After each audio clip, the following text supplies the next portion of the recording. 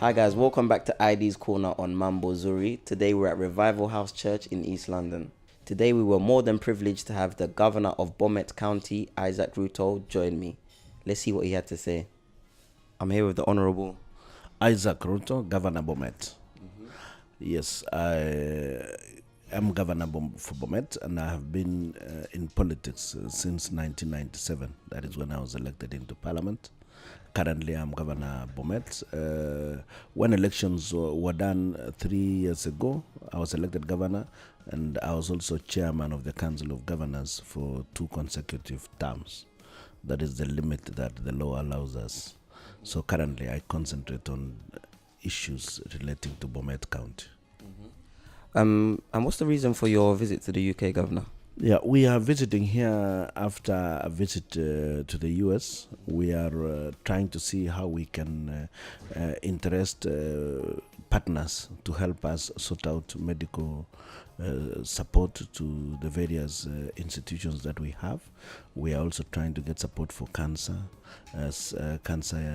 center and medical equipment for the dispensaries and the health centers, and also issues to do with the girl child, the women empowerment, and also youth activities. We have been able to do a bit of twinning. We've done twinning with Milwaukee.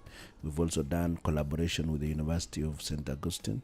We are also in touch. We've gotten in touch with the Sikh Foundation here in the UK. And we are today meeting a number of Kenyans so that we can explore possibilities of working together for the benefit of the Kenyan population.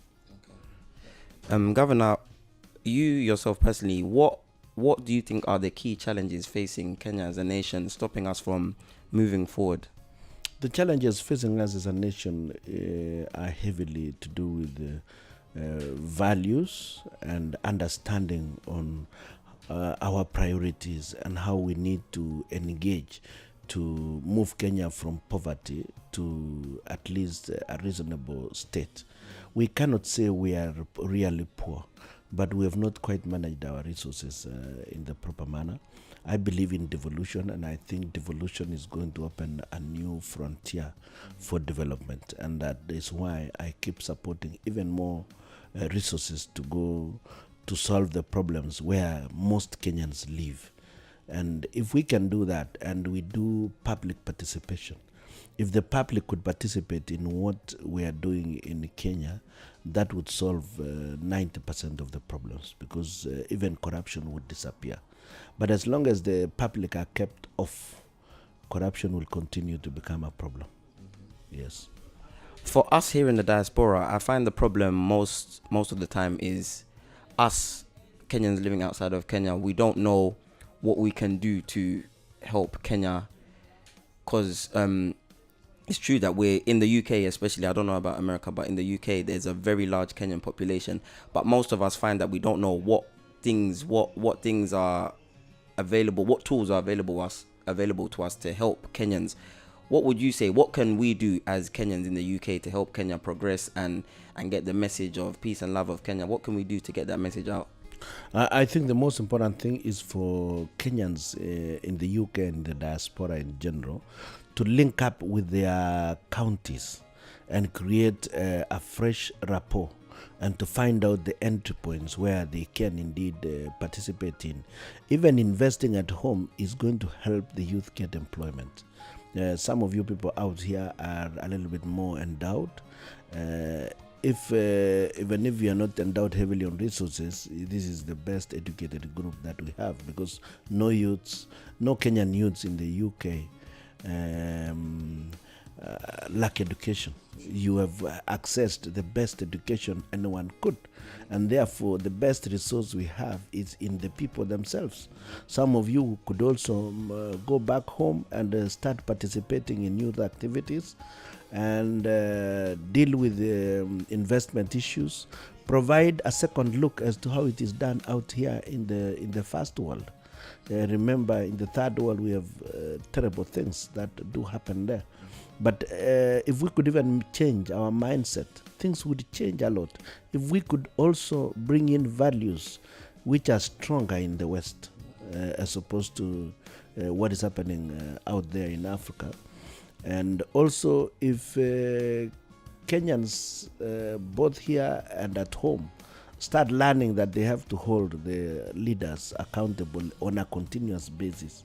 If they can hold the leaders accountable on a continuous basis, things would be much better. So I think it is first of all important for you to link up first of all with where you come from. Because where you come from, you have got immediate connection in your neighborhood, amongst your relatives, and then the local leadership, and then the county. You have to link with the county long before you even link with the national government. Yes. You've come on to my next question very well. So it's fair to say that the youth have a pivotal role in the future of Kenya, because we heard a statistic the other day that over 75% of the youth in Kenya are over 75% of the population of Kenya is under 20. Yes. So what part do you think the youth can play both here and in Kenya? What role do we have in the development of Kenya? Yeah, like for example, in my county, I have organized the youth to elect themselves all the way from the area, that is a sub-location, all the way up to the county level, so that we have got a proper and parallel youth government and youth movement and youth activities to be managed by the youth themselves, so that if the youth themselves learn leadership from the very early stages, they'll be very good leaders moving forward. And the responsibility of the current leader is to train and mentor the incoming leaders, which must be from the youth. And if we do not pay attention to the incoming leaders, then we will be doing a terrible disservice to the country and to the future. Because no generation stays there, is glued to the places where they sit. When I joined politics myself, I was a youth. But now I'm mzee. So what are we talking about? That you see, leaders, youth are the leaders, the incoming leaders. And when you talk about the future, we don't talk about very long from now. As soon as the youth finish university, maybe about 5, 6, 7 years, they are ready to hit the road and move. And then they climb up the ladder. You know, the sky is the limit. You can rise all the way to the top. But you will have to start early. You don't start at 50 and expect things will change and that you will rise to the top at 50. First of all, at 50, no one will elect you, because in the first place, the voters majority have no idea who you are and what you represent. But they are more likely to agree with a 30, 35-year-old because they know, yes, we know that guy. We were in school with him. He was playing ball. He was the captain. He was a student leader in this university. That generation understands him. Yeah, but if you wait until the generation you are with are now a minority, how will you get voted in? So right now, the majority are the youth. So the more the youth participate at an early stage, the better for everybody. And the better for everybody because it's a learning process and experience has to be gained on the job. So it does not matter. In Kenya, we now have, because of devolution, we can even start at the county assembly level and climb all the way to the presidency. Yeah, and that is what happens in the West. You start anywhere. It doesn't have to start in parliament. It doesn't have to start in governorship. You don't start at the top. You start at the beginning. Yeah, youth can start at 25 and they get in. I know of a number of members of their county assemblies who are educated and they could climb up the ladder. Yes, and move forward.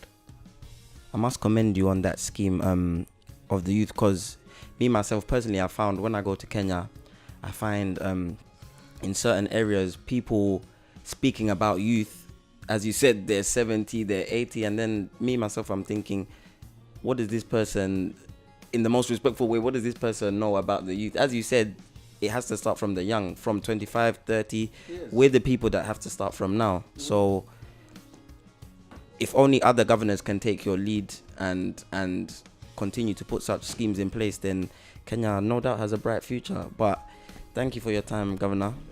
It's been a pleasure. Thank you. Welcome to UK. Yes. We hope you enjoy the rest of your stay. Yes. Thank you. Thank you.